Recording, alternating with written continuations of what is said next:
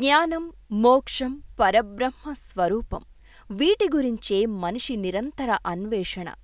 ఇవే ఉపనిషత్తుల మూలాలు కూడా. అనేక ఆలోచనా తరంగాలకు అడ్డుకట్టవేసి మోక్ష ప్రాప్తిని సిద్ధింపచేసే మంత్రవాక్య సముదాయాలు ఉపనిషత్తులు. వేదాంత రహస్యాలైన ఉపనిషత్తులను జగద్గురువులు శ్రీ ఆదిశంకరాచార్యులు, శ్రీ రామానుజాచార్యులు, శ్రీ మధ్వాచార్యులు వంటి వేద పురుషులు ఈ జగతికి ప్రబోధించారు. వారి బాటలోనే మనిషిలో ఆత్మజ్ఞానాన్ని మేల్కొల్పాలనే సంకల్పంతో శ్రీ శ్రీ శ్రీ త్రిదండి శ్రీమన్నారాయణ రామానుజ చిన్నజీయర్ స్వామివారు తమ ప్రవచనామృతాన్ని మనకు అందిస్తున్నారు.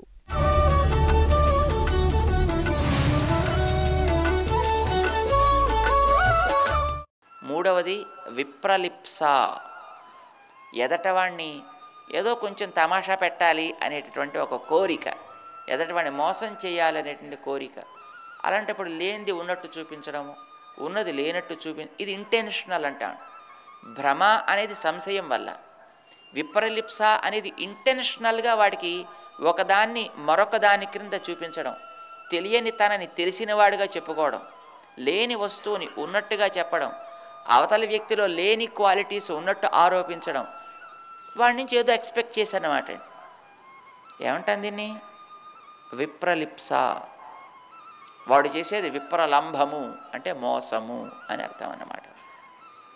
ఇలాంటి దోషాలు కూడా గ్రంథాల్లో మనుషులు రచిస్తే ఏర్పడచ్చు.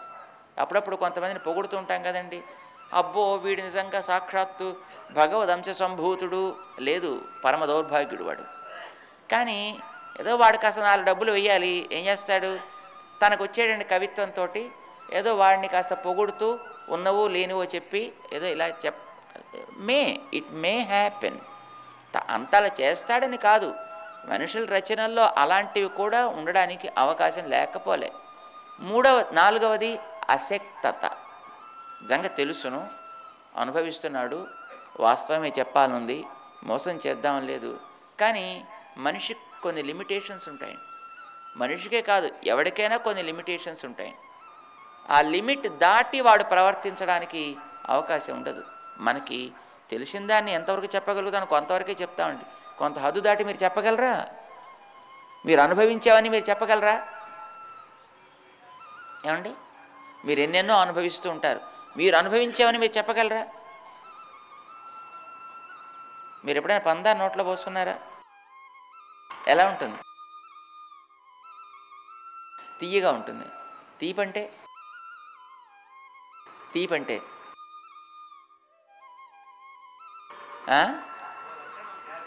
అబ్బా అదో క్యారెక్టర్. మరి అదో క్యారెక్టర్ అంటే మీరు తీపిని చెప్పినట్టు అవుతుందా?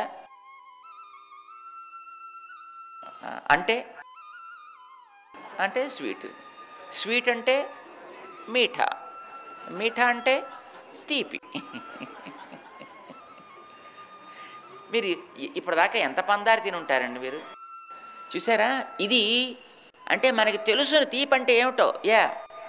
Very clearly we know what తీపి ఈజ్, రైట్? కానీ దాన్ని చెప్పడం చేత మాకు చేత కాదండి. ఎవరికి చేత కాదండి. In that sense not only to you or me, ఎవరికే చేత కాదండి. ఎందుకంటే అశక్తత. ఆ విషయంలో మన అశక్తులం, మనం చేత కాదు మనకి. అది నోట్లో పోస్తే హాయిగా పుచ్చుకోవడం తెలుసు తప్ప చెప్పమంటే ఎక్కడ చెప్తామని చెప్పండి. మనకి ఎన్నో విషయాలు ఎట్లా అంటే మనకి తెలుసు. ఆకలి మీకు తెలుసునండి. పోనీ అబ్బా బాగా తెలుసునండి మరి ఇప్పుడు చెప్పండి, ఆకలి అంటే ఏమిటి చెప్పండి? రైట్, ఆకలి అంటే తెలుసునండి, తినవలెను అనే కోరిక. ఇది ఒక డెఫినిషన్. Aptitude to eat. అది ఏం తినాలి అనేది వేరే విషయం. ఇప్పుడు ఏది దొరికితే తింటాడు, లేదా ఇది మంచిదంటే దాన్ని తినచ్చు. కానీ తినాలనే కోరిక అంటే లోపల ఉండేటటువంటి కొంత మట్టి ఖాళీ అయింది, అది లోపల నుంచి ఒక అలారం కొట్టింది, సో కొంచెం వెయ్యాలి అని నీకు వెంటనే ఒక యాప్టిట్యూడ్ ఏర్పడింది, ఒక కోరిక కలిగింది నీలో. దానికి మనం పేరు పెట్టాం, ఏమని? ఆకలి. దాహం అనగానేమి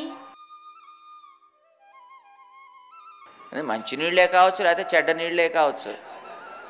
కాబట్టి అప్పుడప్పుడు ఆ బాటిల్స్లో పోసిస్తారు, అది మంచినీళ్ళు కాదు అని పేపర్లో రాస్తున్నారండి. మరి మనకు తెలియదు మనకి అండి. ఆ డ్రింక్స్ నిండా అంతా విషమే ఉన్నది అని వాడు రాస్తున్నాడు. అది వాళ్ళు చెప్పాలి, మీరు చెప్పాలి, తాగేటోళ్ళు. సరే, ఇంకా కొన్ని ఇంకా తాగేవి ఇంకా చాలా ఉన్నాయండి. సరే, వాడి జోలు మనకొద్దు. త్రాగవలననే కోరిక.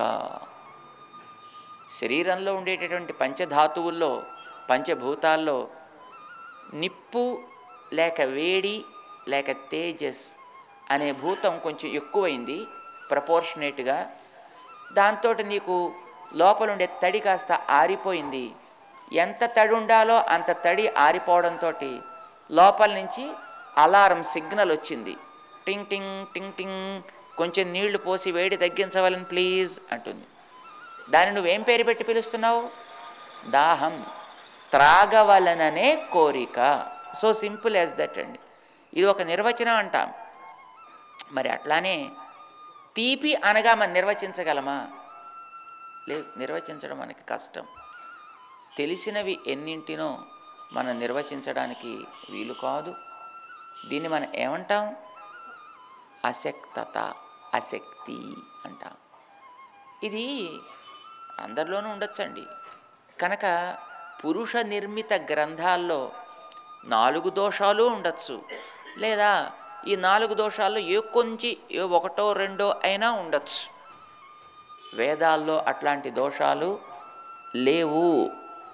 వేదాక్షరాలు మొదటి అక్షరం నుంచి చివరి అక్షరం దాకా, మొదటి స్వరం నుంచి చివరి స్వరం దాకా, మొదటి సౌండ్, మొదటి ఆ ఉచ్చారణ నుంచి చివరి ఉచ్చారణ దాకా అన్నీ ప్రమాణమే. అందులో ఏది కూడా లోపం కలిగినవి కావు. అందుకోసమనే అది పరమ ప్రమాణం అంటాం. అపౌరుషేయం. అపౌరుషేయం ఎవ్వరూ రచించలేదు కనుక దాన్ని మనం నిత్యం అంటామండి. నిత్యం అంటే ఏమిటి? నిన్న ఉన్నది, రేపుండేది, ఈవేళ కూడా ఉన్నది అని అర్థం. 3 కాలాల్లోనూ అది పోదు. త్రికాల అబాధ్యం అంటారు. అంటే 3 కాలాల్లోనూ అది ఎప్పుడు కూడా దేనివల్ల చెదిరిపోదు. దాన్ని నిత్యము అని అంటారు అన్నమాట అండి. అంచేత వేదాలని నిత్యములు అంటారు, అపౌరుషేయములు అని అంటారు. ఇది ఒకరు చెబితే విని నేర్వవలసిందే, అంతే తప్ప పుస్తకాలు చదివి నేను నేర్చుకుంటాను అని అనకూడదు. స్వరం పుస్తకం చూసి నేర్చుకోకూడదండి. అమ్మ, ఇది ఒకటే పదం అండి. పిల్లలు పిలిచేటటువంటిది ఒక పదం. కానీ నువ్వు పుస్తకంలో పిల్లవాడు అమ్మని అమ్మా అని పిలిచాను అని మీరు రాశారనుకోండి, అందులో మీకు ఏమైనా భావం స్ఫురిస్తుందా? కానీ చూడండి, ఒక స్వరాలు యాడ్ చేయండి, మీకు ఎన్ని భావాలు మారిపోతాయో.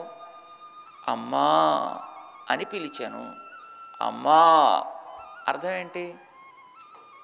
ఏదో కావాలి.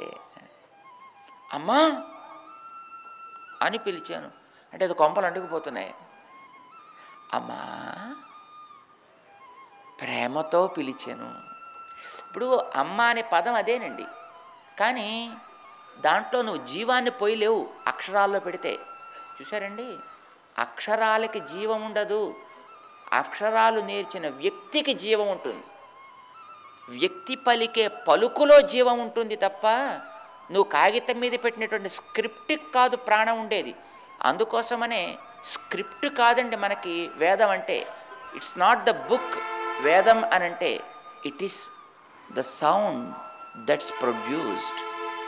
వేదం అంటే ఆ మహానుభావులు పలికిన పలుకులు వేదం అంటే. వాళ్ళు లోపల అనుభవించి అందులో ఇచ్చినటువంటి ఆ స్వరం వేదం అంటే. అందుకే వేదాలు ఎప్పుడు రచించేవారు కాదండి పుస్తకాల మీద. ఓరల్ ట్రాడిషన్ అంటారండి. అంటే గురువుగారు చెప్తారు, శిష్యుడు వింటాడు, వినదాన్ని 2 సార్లు అంటాడు, అన్నదాన్ని లోపల అనుకుంటాడు, అనుకున్న దాన్ని లోపల ధరిస్తాడు. అంచేత విని నేర్చింది కనుక దానికి శృతి అని పేరండి. వినియే నేర్వవలసింది తప్ప శృతి అంటే ఒట్రసుడు పెట్టకూడదు, శా కింద రావొత్తు ఇవ్వాలి. శృతి ఈ శృ అని రాస్తే తప్పండి, అలా రాయకూడదు. శా ఏం శా అంటారు? శనగల్లో శా, శనగల్లో శా, దాన్నే తాళవ్యం అని పిలుస్తారు. ఆ శాని తాళవ్యం అంటారు. ఇలాగ కాలు గుంజిన సా ఒకటి ఉంటుంది అండి, కాలు గుంజిన సా అంటే ఇలాగా కుంటి సా అంటారు దాన్ని. నేను ఇలా రాస్తారు సా అనేది, దాని దంత్యం అంటారు. ఎందుకంటే ఆ సా పలకాలంటే నాలుగు దంతాలకి తాకుతుంది. ఇది శా అనాలంటే ఇప్పుడు శివుడు, శంకరుడు, ఇది శా అంటారు. దీన్ని ఇలా విడదీస్తారు. మీరు విడదీస్తేనే శా అవుతుంది, లేకపోతే సో అవుతుంది. అప్పుడు మూతిని ఇలా పెట్టాలి మీరు. ఇప్పుడైతే మూతిని ఇలా వెడల్పు చేయాలన్నమాట. ఇలాగ అంచేత ఇలాగే ఈ వెడల్పు చేసే శాని తాళవ్యం అంటారు. ఇలా పొడుగ్గా పలికే సాని దంత్యం అంటారు. అంచేత మీరు శృతి అని అంటే తాళవ్యం రాసి దాన్ని ఉకారం పెట్టి కింద రావొత్తు ఇవ్వాలి, దాన్ని శృతి అని అంటారు. విని నేర్వతగినది వేదం. ఇది విని నేర్చిన తర్వాత లోపల మననం చేయవలసినది కనుక దీన్ని ఆమ్నాయము. ఆమ్నాయం అంటే పదే పదే పదే పదే పదే పదే అనుకుని లోపల ధరించాల్సింది తప్ప ఏదోసారి వినిసాం కదండి, ఏదో కర్ణతాడితమైతే అది కూడా మోక్షమే కాదు. విని లోపల నువ్వు ధరించాలి. చూడండి, ఇవన్నీ వేదానికి పేర్లండి. దానికి వేదము అని పేరు ఎందుకు వచ్చింది? నీకు తెలియని ఎన్నింటినో తెలియచేస్తోంది. నీకు తెలియని ఎన్నెన్నో సాధనాలను తెలియచేసేది కనుక వేదము. నీకు కావలసిన ఎన్నింటినో పొందించేది కనుక అది వేదము. అది వినవలసింది కనుక శృతి. అది ఎవరు రచించింది కాదు కనుక అపౌరుషేయము. అది మననం చేయవలసింది కనుక ఆమ్నాయము. ఎప్పుడూ ఉండేది కనుకనే అది నిత్యం. ఇవన్నీ వేదానికి ఇంకా చాలా పేర్లు ఉన్నాయి. మనకు కొన్ని పేర్లు తెలిస్తే చాలండి. ఇది మనకి వేదరాశి అని అంటాం. అయితే ఈ వేదాన్ని మనం మన సంపదగా పొందామండి. భారతీయులు మనకి ఇది సంపద అండి. కానీ దురదృష్టం ఏంటంటే ఇవాళ మనం వాటిని మర్చిపోతున్నాం, వాటి మీద మన దృష్టి పెట్టట్లేదు. అదేదో కేవలం ఏదో పూజలు చేసుకునేటటువంటి వాళ్ళు, ఏదో ప్రేతకర్మలు చేసేవాళ్ళు చదువుకోవలసింది, దేవుడి గుళ్ళో పారాయణ చేసేవాళ్ళు మాత్రమే దానికి ఏదో దృష్టి పెట్టాల్సింది తప్ప మిగతా వాళ్ళకి కాదని అనిపిస్తోంది. విదేశాల్లో దీని మీద ఎంతెంత క్రేజ్ ఈవేళ వాళ్ళకి కనిపిస్తోంది. ఇది మన సొత్తు, జ్ఞాపకం పెట్టుకోండి. దీనికి మనం ఆధికారికులైనటువంటి వారసులం. మనం మిగతా వాళ్ళు ఇది కూడా మాకుంటే బాగుండని వాళ్ళు అనుకుంటున్నారు. ఇలాంటి అపౌరుషేయమైనటువంటి విజ్ఞాన రాశి వేదమైతే ఈ వేదం ఋగ్ యజు సామ అథర్వ రూపాలుగా ఉంటుంది.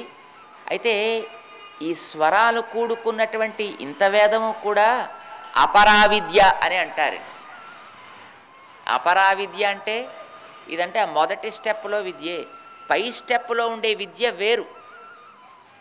అధపరా అంటారు అంగిరసుడనేటువంటి మహాముని. జ్ఞానం మనిషికి సహజం. జీవుడికి అది ఎవరు ఇవ్వక్కర్లేకుండానే ఉంటుంది. మిగతా జంతువులు కొంతవరకు దాన్ని వాడుకోగలుగుతాయి. మనిషి దాన్ని మరింత ఎక్కువగా వాడుకోగలుగుతాడు. మానవ శరీరం జ్ఞానాన్ని బాగా వాడుకోవడానికి అనుకూలంగా ఏర్పడ్డ శరీరం. అందుకోసమనే దాన్ని మరింత బాగా ఎలా వాడుకోవచ్చును అనేది చెప్పటం కోసమనే ఉపనిషత్తులు బయలుదేరాయి. జ్ఞానం అనేది పక్వము కాని ఒక స్థితి. కానీ అదే జ్ఞానం అది క్రమంగా పండితే మెత్తబడుతుంది, రసములూరుతాయి, అది ప్రేమమయమవుతుంది, అది అవిచ్ఛిన్నంగా సాగుతుంది. అప్పుడు దాన్ని భక్తి అని అంటాం. జ్ఞానానికే పండితే పేరు భక్తి అని. కొందరు మొదట భక్తి ఏర్పడాలి, అది పర్యవసానం జ్ఞానంలోకి చేరాలి అని అనుకుంటారు. కానీ భక్తి అనేది పక్వదశ. అది పండితే దాన్ని భక్తి అంటామే తప్ప జ్ఞానం తర్వాత ఆ జ్ఞానం అనేది సవ్యమైనటువంటి స్థితి చేరితే అప్పుడు దాన్ని భక్తి అని పిలవడానికి వీలవుతుంది. భక్తి కూడా ఒక జ్ఞానమే. భక్తి అంటే అది వేరే ఒక వస్తువేం కాదది, లేదు మనం ఆచరించే కర్మ వంటిది కాదు. మనం ఆచరించే కర్మ శారీరకంగా మనం చేసేటటువంటిది, అయితే మానసికంగా సాగేటటువంటి ఒక భావన కానీ ఒక ఆలోచన, దానిని మనం కర్మ అని అంటాం. జ్ఞానము భక్తి అనేవి రెండు కూడా ఒకటే. తేడా అల్లా అది ఒకటి ఇంకా పండని దశ, మరొకటి పండిన దశ. పండని దశలో అది పుల్లగా ఉంటుంది, పండితే తీయదనాన్ని సంతరించుకుంటుంది. కేవలం జ్ఞాన దశలో మిగిలినట్టయితే అది తర్కాన్ని అవలంబించి ఉంటుంది. ఇది అవునా కాదా, తగునా తగదా, ఇలానా అలానా. కానీ అదే పక్వత చెందితే అక్కడ తర్కానికి అవకాశం ఉండదు. ప్రేమకి తర్కం తెలియదండి. ఒక తల్లి తన పిల్లవాడిని ప్రేమిస్తుంది కనుక ఆ పిల్లవాడికి శక్తి ఉందా, ఓపిక ఉందా, సంపాదించగలడా, చేయగలడా అనేది ఆలోచించదు. జ్ఞానం ఉన్నవాడైతే ఒక వ్యక్తిని చూస్తే, ఎరా ఏం పని చేసుకోలేవు, అడుక్కుంటున్నావు, శుభ్రంగా కండలు బలిసి ఉండి వెళ్ళి పని చేసుకో, 4 డబ్బులు సంపాదించుకో అంటాడు. ఇది కేవలం జ్ఞానం మాత్రమే వాళ్ళలో పనిచేస్తోంది. అంచేత వస్తువులు వాడికి స్పష్టంగా తెలుస్తున్నాయి. వాడు ఒక మనిషి, వాడికి ఒక శక్తి ఉంది, వాడికి ఒక తెలివి ఉంది, వాడు శ్రమించాలి, పని చేయాలి, సంపాదించాలి. కానీ అమ్మకి తెలివి ఉంటుంది, కానీ ఆ తెలివి పండి ఉంటుంది కనుక పిల్లవాడు వయస్సులో ఉన్నా, ఒరే నువ్వు సుఖంగా కూర్చోరా నా తండ్రి, నువ్వు విశ్రాంతి పుచ్చుకోరా నా తండ్రి, నువ్వు హాయిగా భోజనం చేయరా, పని చేయరా అనదండి అమ్మ. ఒరే చక్కగా నువ్వు భోజనం చేసి సుఖంగా ఉండరా అంటుంది. అంటే వాడిలో ఉండేటటువంటి శక్తి కనపట్టలేదా, వాడిలో ఉండేటువంటి ఓపిక కనిపించట్లేదా? కనిపిస్తోంది. కానీ అది పక్వమైన జ్ఞానం కనుక అది రూల్స్ని అతిక్రమించి ఉంటుందండి, రూల్స్ని దాటి ఉంటుంది. ప్రేమకి లాజిక్ పనికిరాదు ఎప్పుడు కూడా. లాజిక్ ప్రేమ దగ్గర పని చేయదు ఎప్పుడు కూడా. జ్ఞానం అనేది పక్వం కావాలి. ఎలా పక్వం అవుతుంది అనేది, అసలు జ్ఞానం అంటే ఏమిటో మనకి తెలియదు కనుక మనం దాన్ని ఊహించలేం. ఆ జ్ఞానాన్ని పక్వం చేసే విధానం ఏమిటో మనకి ఉపనిషత్తులు చెప్తాయి.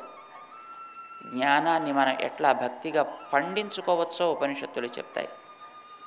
అలాగా పండించుకుంటే ఆ పంట భగవంతుడి సంబంధమై పండితే దానికే ఉపాసన అని పేరు. అంటే అప్పుడు అది మన మనస్సుని పట్టుకెళ్ళి ఆ భగవంతుడు అనేటటువంటి తత్వం దగ్గర పెడుతుంది, లేదా ఆ భగవతత్వాన్ని తెచ్చి మన దగ్గర పెడుతుంది అన్నమాట. ఇటు నుంచి అటు కానీ అటు నుంచి ఇటు కానీ ఎటైనా పర్వాలేదు, మొత్తానికి మనము భగవంతుడి దగ్గరికి చేరతాం.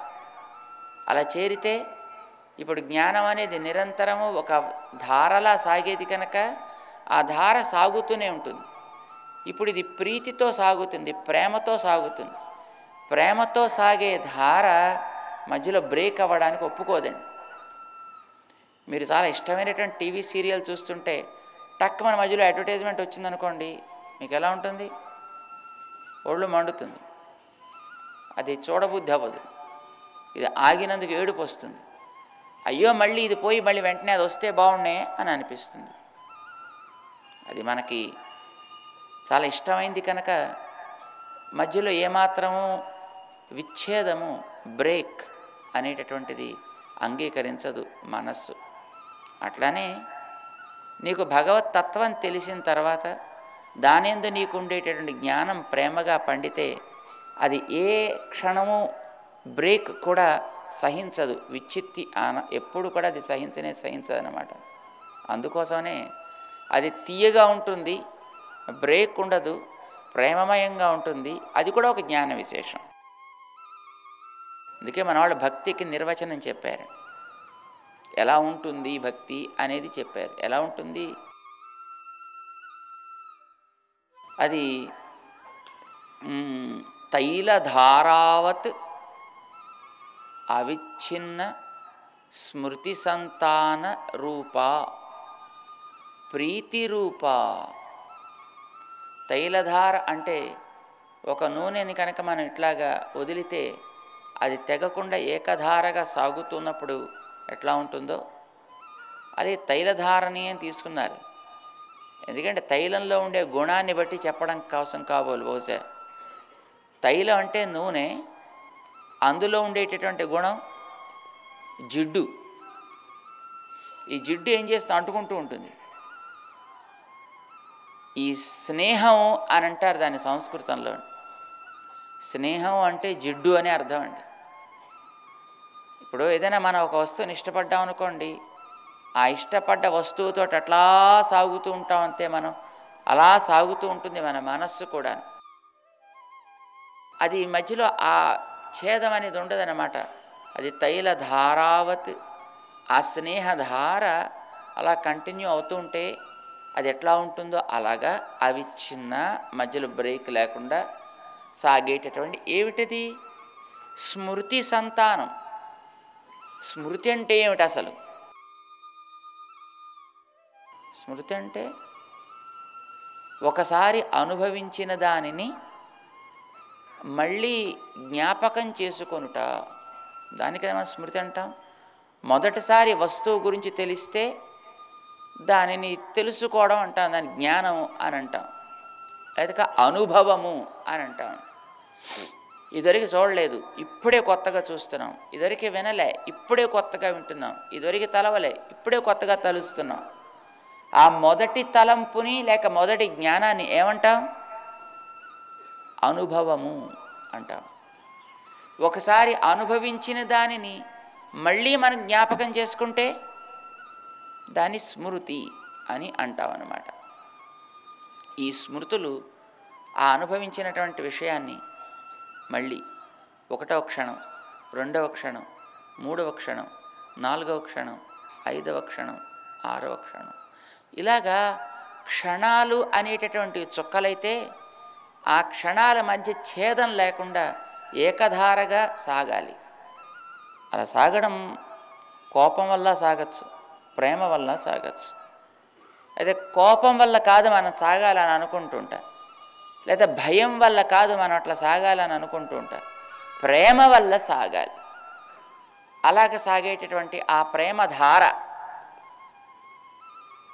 ప్రీతి రూపాపన్నమైనటువంటి స్మృతి సంతానం ఏదో దానికే భక్తి, దానినే ధ్యానము, దానినే ఉపాసన, దానినే వేదనము లేక విద్య.